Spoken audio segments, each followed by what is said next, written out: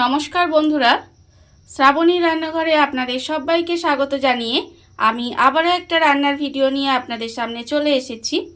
আজকের আমি আপনাদের কড়াইশুঁটি দিয়ে একটা অসাধারণ রেসিপি বানিয়ে দেখাবো। আশা করি আপনাদের ভালো লাগবে। তার জন্য কিন্তু আমার পুরো ভিডিওটা আপনাদের দেখতে হবে। আর দেখা শুরু করার আগে একটা লাইক দেবেন আর সুন্দর একটা কমেন্ট করতে কিন্তু ভুলবেন না। তাহলে চলুন আজকের আমি কড়াইশুঁটি দিয়ে কি বানাই সেটা আপনারা একবার দেখে নিন। কড়াইশুঁটির এই রেসিপিটা বানানোর জন্য প্রথমে আমি এখানে দেখুন কড়াইশুঁটি নিয়ে নিয়েছি এখানে 1 বাটি পরিমাণে। এখানে প্রায় 250 গ্রাম মতো আমার কড়াইশুঁটি আছে। আর কড়াইশুঁটিটা কিন্তু আমি এখানে খুব ভালোভাবে ধুয়ে পরিষ্কার করে নিয়েছি। এবারে আমি একটা মিক্সিং জার নিয়ে নিয়েছি।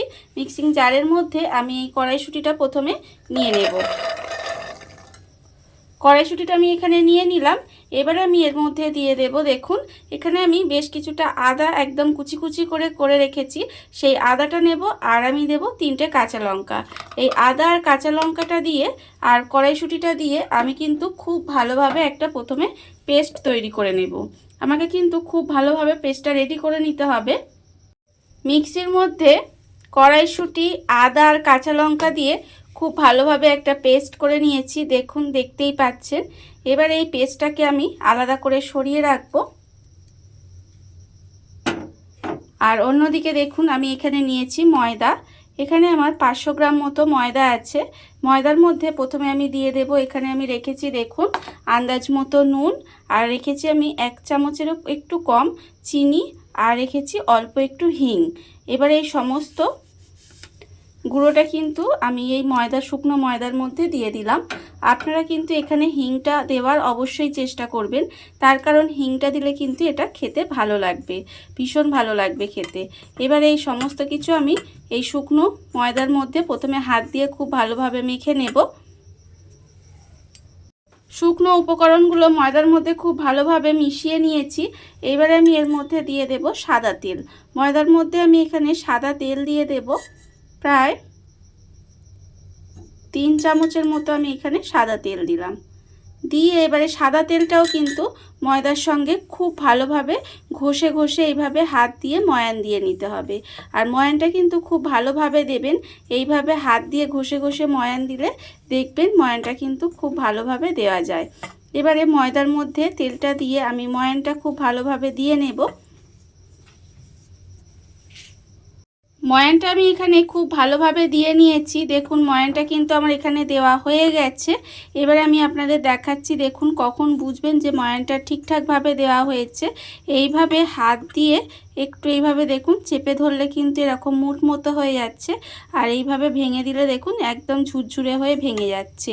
এইভাবে বুঝবেন যে ময়ানটা কিন্তু একদম ঠিকঠাকভাবে দেওয়া হয়েছে।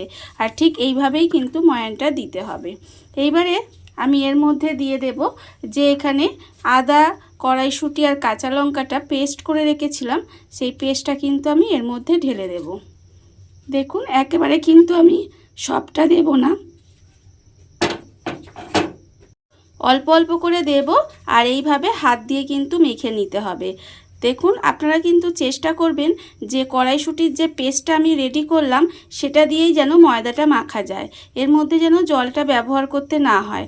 আপনারা জলটা যদি ব্যবহার না করেন তাহলে কিন্তু এটা খেতে বেশি ভালো হবে।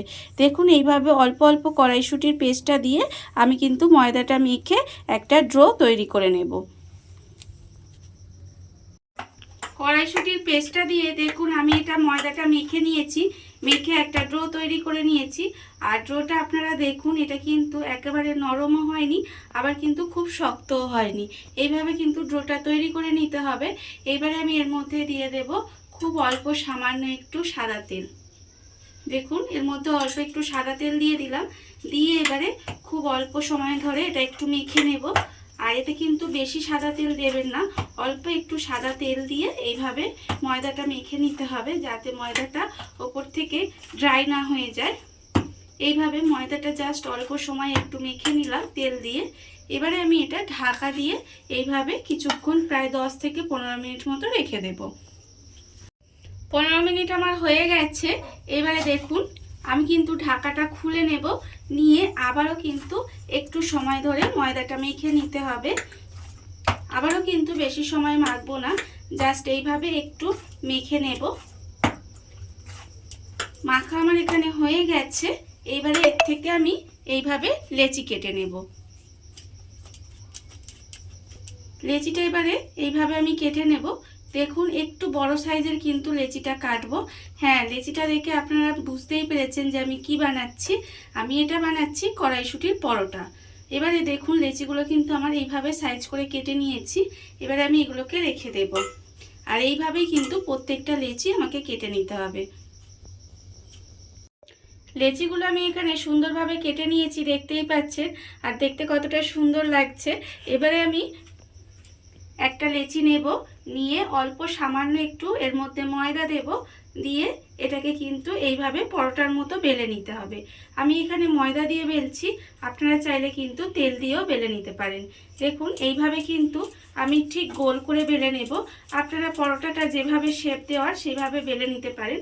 আমি এখানে কিন্তু গোল গোল করেই বেলবো। এইভাবে গোল গোল করে পরোটাটা প্রথমে বেলে নেব। পরোটাটা আমার এখানে গোল করে বেলা হয়ে গেছে। এবারে দেখুন আমি কিন্তু পরোটাটা এখানে গোল করে বেলে নিয়েছি। আর অন্যদিকে দেখুন গ্যাসটা অন করে একটা চাটু বসিয়ে দিয়েছি। চাটুটা আমার এখানে গরম হয়ে গেছে। এবারে আমি পরোটাটা নেব, নিয়ে এইভাবে চাটুর মধ্যে দিয়ে দেব, দিয়ে একটু হতে দেব। হতে দিয়ে আমি কিন্তু পরোটাটা প্রথমে খুব ভালোভাবে একটা পিঠ সেঁকে নেব। এক পিঠ কিন্তু আমার সেঁকা হয়ে গেছে। এবারে এটাকে আমি এইভাবে উল্টে দেব। উল্টে দিয়ে আরেকটা পিঠ সেঁকে নেব। এইভাবে কিন্তু আরেকটা পিঠও সেঁকে নিতে হবে। যখন দেখবেন দুটো পিঠ এইভাবে সেঁকা হয়ে গেছে, তখন কিন্তু আমি এর মধ্যে অল্প অল্প তেল দেব, দিয়ে পরোটাটা ভেজে নেব। মানে আমরা যেভাবে বাড়িতে পরোটা বানাই সেভাবেই কিন্তু পরোটাগুলো সুন্দরভাবে ভেজে নিতে হবে। এইভাবে অল্প অল্প তেল দিতে হবে, দিয়ে পরোটাগুলো কিন্তু খুব ভালোভাবে ভেজে নেব এপিট ওপিট করে। অল্প অল্প তেল দিয়ে আমি দেখুন পরোটাগুলো কিন্তু এখানে ভেজে নিয়েছি। পরোটাগুলো আমার এখানে ভাজা হয়ে গেছে। এবারে পরোটাটাকে কিন্তু আমি তুলে আলাদা করে এখানে রেখে দেব। পরোটাগুলো আমি এখানে আলাদা করে রেখে দিলাম।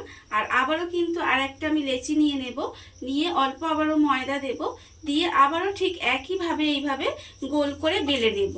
ঠিক গোল করে বেলে নিয়ে আমি কিন্তু একইভাবে পরোটাগুলো আবার ভেজে নেব। আর এইভাবেই কিন্তু আমি সমস্ত পরোটাগুলো ভেজে নেব।